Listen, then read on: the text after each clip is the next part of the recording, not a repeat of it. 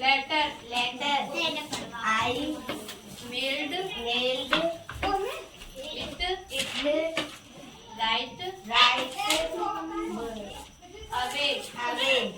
And sure enough the carrier delivered it.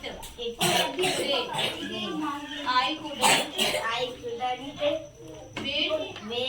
couldn't wait to get it. I nearly had to shoot. I quickly pulled the envelope and pulled the letter out. I wrote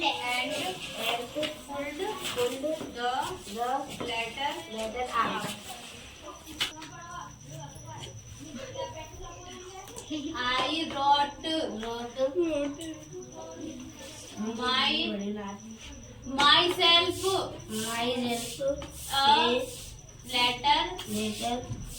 I mailed it right away. And sure enough the courier delivered it today. I couldn't wait to get it. I nearly had to shoot. I quickly tore the envelope and pulled the letter out. पूरी कर दूं What? I wrote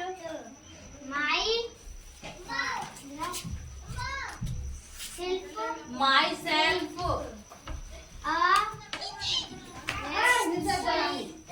letter. जीजी I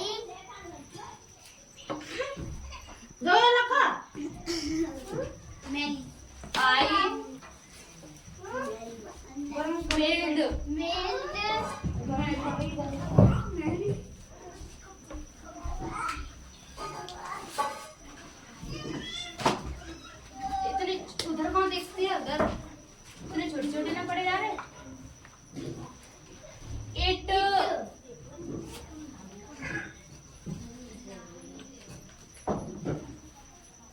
right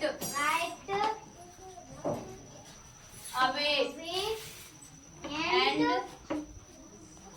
sure enough the carrier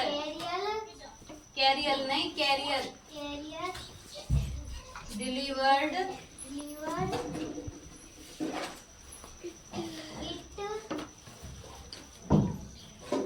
it today. I couldn't wait to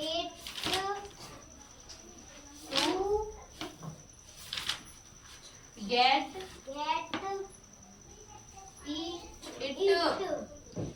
I nearly had to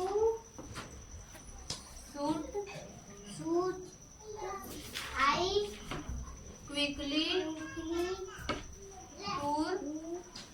tore the envelope and pulled the letter out. के सैनिकों के शिविर लगे हैं बीच में मगध की पताका फहरा रही है। पताका के पास ही सिल्वर है। संध्या बीत चुकी है। आकाश में तारे चमकने लगे हैं। सिल्वर में दीपक जल गए हैं। अपने सिल्वर अकेले तैर रहे हैं। वह उनके मुख पर चिंता की छाया सोचते हुए आसन पर बैठ जाते हैं। 4 साल से यह 4 साल से यह युद्ध हो रहा है और कलिंग आज भी जीता नहीं जा सकता है। दोनों के लाखों सैनिक मारे जा चुके हैं, लाखों घायल हुए हैं, पर हम आज भी असफल हैं। क्या होगा इसका परिणाम? द्वारपाल का सिर झुकाकर राजन आना चाहता है। आने सम्राट अशोक की जय लाया है कि कलिंग के महाराज लड़ाई में मारे गए हैं। अशोक प्रसन्नता पूर्वक मारे गए हैं तो मगध की विजय हुई है। क्या कलिंग जीत लिया है? संवाददाता चुप रहता है। अशोक बोलते क्यों नहीं हो तुम? चुप क्यों हो?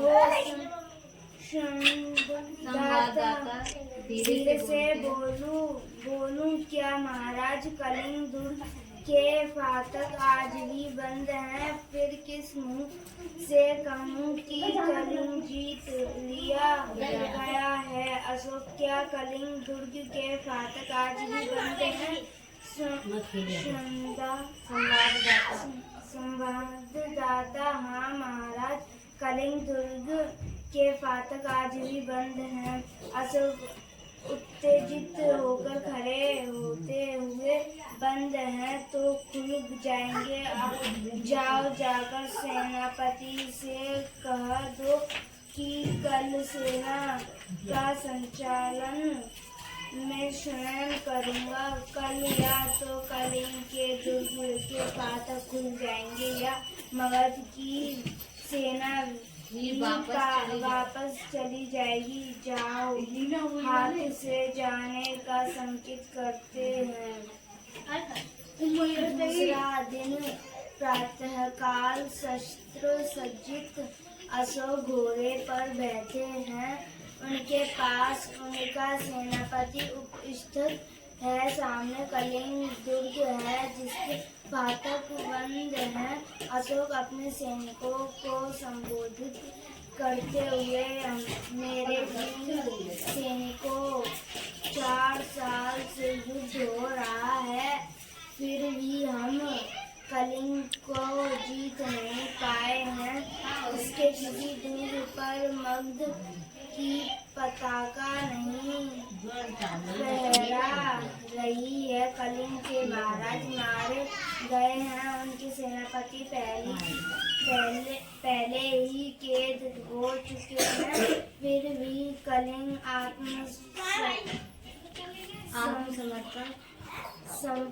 समर्पण नहीं कर रहा है। जो आओ आज हम अपनी मातृभूमि की शपथ लेकर प्रण करें कि या तो हम कलिंग के दुर्ग पर अधिकार कर लेंगे या सदा के लिए मृत्यु की गोद में सो जाएंगे। सब सैनिक तलवार खींचकर मगध की जय सम्राट अशोक की जय सहसा से उधर देखने लगते हैं। उनकी तलवारें खींची रह जाती है। सज्जित स्त्रियों की विशाल सेना फाटक से बाहर निकलने लगती है सेना के आगे पुरुष देश में एक वीरांगना है जो सेना साक्षात चंडी सी दिखाई देती है। यह कलिंग महाराज की लड़की पद्मा है।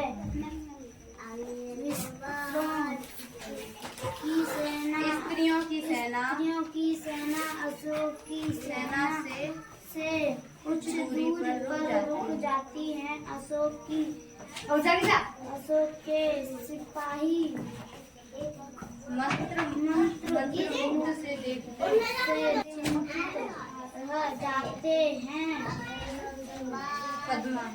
पद्मा आगे बढ़कर अपनी सेना से बहनों, तुम वीर कन्या वीर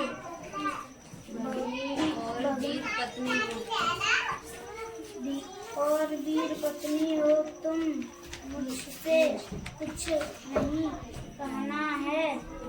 जिस सेना ने तुम्हारे पिता भाई पुत्र और पति की हत्या की है, वह तुम्हारे सामने खड़ी है। जब आज उसी से तुम्हें लोहा लेना है। प्रण करो कि जन्मभूमि को पराधीन होते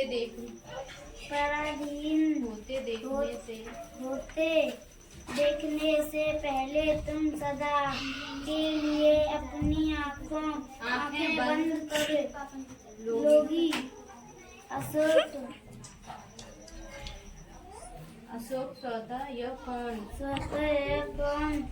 क्या साक्षात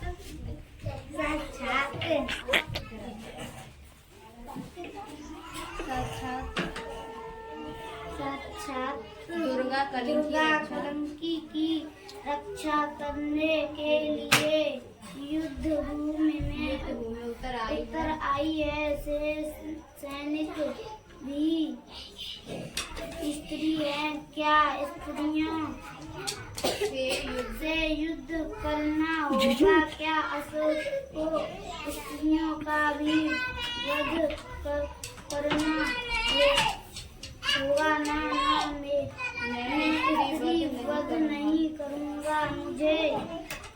मुझे विजय नहीं चाहिए। मैं यह पाप नहीं करूँगा। मैं शस्त्र नहीं चलाऊंगा। प्रकृतः सैनिकों, स्त्रियों पर हाथ न उठाना। आगे बढ़कर तुम कौन हो देवी? पद्मा। मैं कलिंग महाराज की कन्या हूँ। मैं प्यारे अशोक की सेना में से लड़ने आई हूँ। जब तक मैं हूँ, मेरी वीरांगनाएं हैं। कलिंग दुर्ग के भीतर कोई पैर नहीं रख सकता। कहाँ है अशोक? कहाँ है मेरे पिता का हत्यारा? मैं उससे द्वंद्व युद्ध करना चाहती हूँ। अशोक तो मैं ही हूँ। राजकुमारी दोषी मैं हूँ, परंतु तुम स्त्री हो। तुम्हारी सेना शस्त्र नहीं चलाऊंगा। पद्मा। क्यों महाराज? अशोक शस्त्र आज्ञा है राजकुमारी। लक्ष्मण के प्राण संजीवनी बूटी से ही बच सकते हैं। संजीवनी बूटी से ही बच सकते हैं। यह बूटी हिमालय पर्वत के पर मिलेगी। यदि रात में बूटी न आई तो लक्ष्मण के प्राण नहीं बचेंगे। हनुमान संजीवनी बूटी लाने के लिए चल पड़े। वे पवन वेग से हिमालय पर पहुँचे, पर वे संजीवनी बूटी को नहीं पहचान सके। अंत में उन्होंने उस पूरे पर्वतखंड को ही जड़ से उखाड़ लिया। जिस पर संजीवनी बूटी बताई गई थी, उसके बाद वे तिब्बत गाते लंका की ओर चले। दिन निकलने से पहले ही वे लंका पहुँचे तो रामचंद्र जी लक्ष्मण का सिर अपनी गोद में रखे विलाप कर रहे प्रसन्न हो गए। सुसेन वेद ने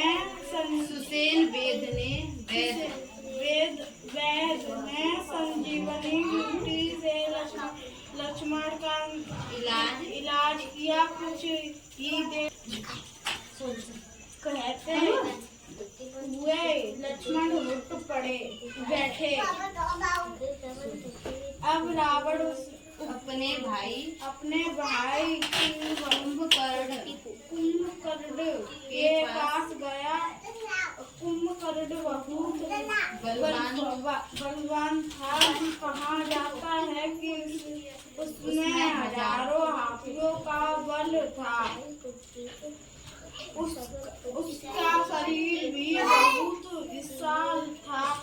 वह लगातार 6 महीने सोता था। जब रावण उसके पास पहुंचा, वह सो रहा था। रावण ने उनके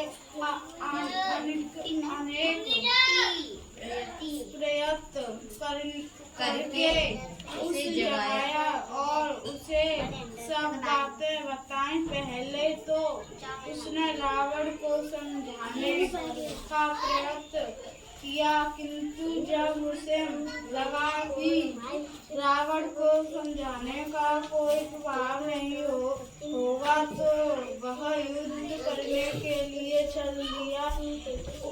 कुंभकर्ण को आता देख वानर और रीछ पेड़ और पत्थर लेकर दौड़े, पर उस पर इन चीजों का कोई प्रभाव नहीं हुआ। उसके विपरीत उसने ऋष वानरों का मार कर बेहाल कर दिया। यह देखकर रामचंद्र जी धनुष बाण लेकर चले। उन्होंने बाणों की बौछार से उसके शरीर के छलनी कर दिया। उससे उसे बड़ा क्रोध आया और वह भयंकर रूप से मुंह फाड़कर रामचंद्र जी की ओर दौड़ा। रामचंद्र जी ने उसने मुंह को बाणों से भर दिया और बाणों से उसके शरीर को काट डाला। रावण ने पुनः अपने पुत्र मेघनाद को युद्ध भूमि में भेजा, परंतु इस बार उसकी एक ना चली और लक्ष्मण के बाणों के वार ने उसे परलोक पहुंचा दिया।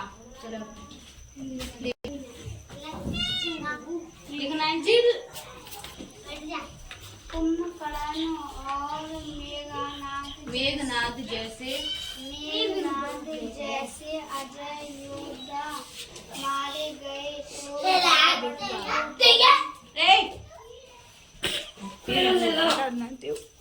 रावण को बड़ी चिंता हुई पर उसने हार नहीं मानी। अब उसने स्वयं युद्ध भूमि में जाने का निश्चय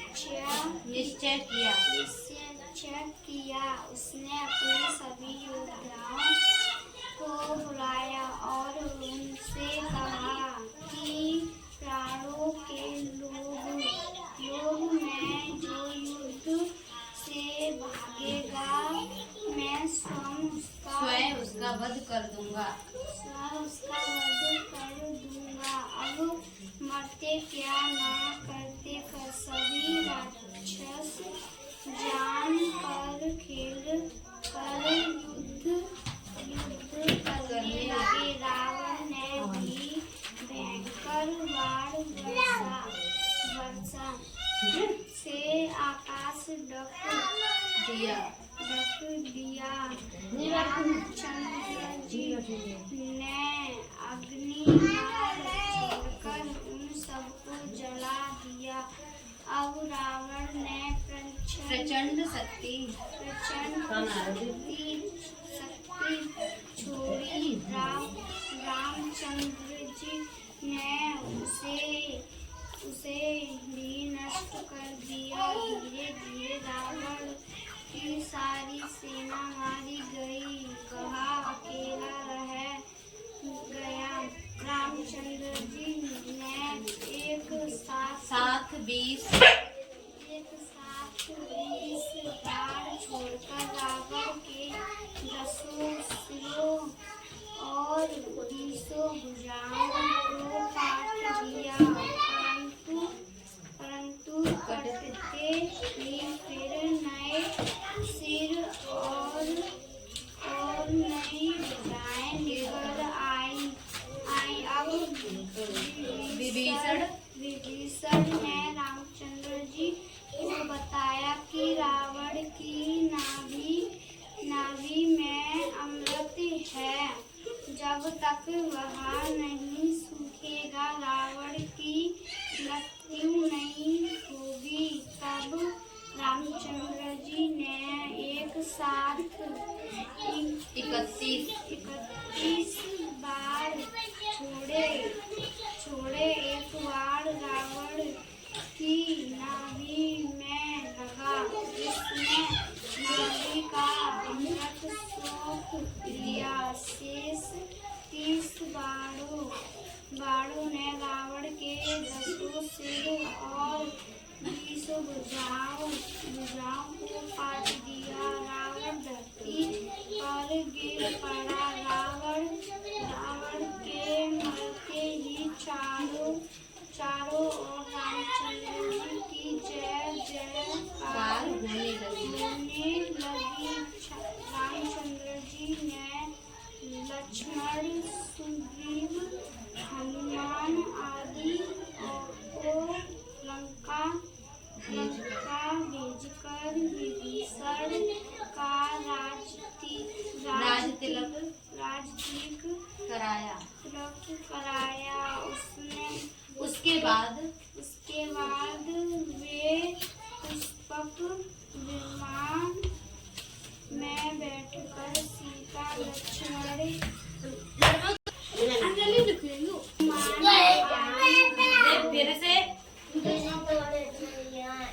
हनुमान आदि वीरों के साथ अयोध्या की ओर चल पड़े। अयोध्यावासी बड़ी उत्सुकता के साथ रामचंद्र जी की प्रतीक्षा कर रहे थे।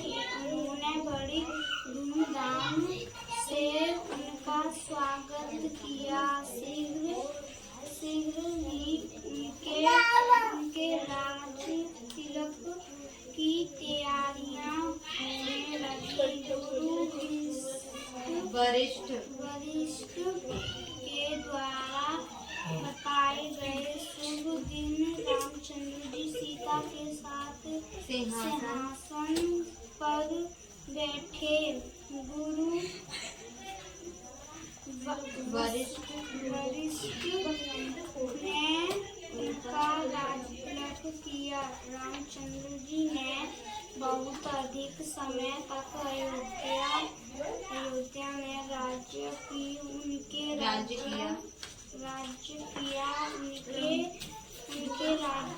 में सब सुखी थे, कोई दुखी न था, किसी से बैर न था। उनका राज्य आदर्श राज्य का राज्य था। राम राज्य के को लोग आज भी याद करते।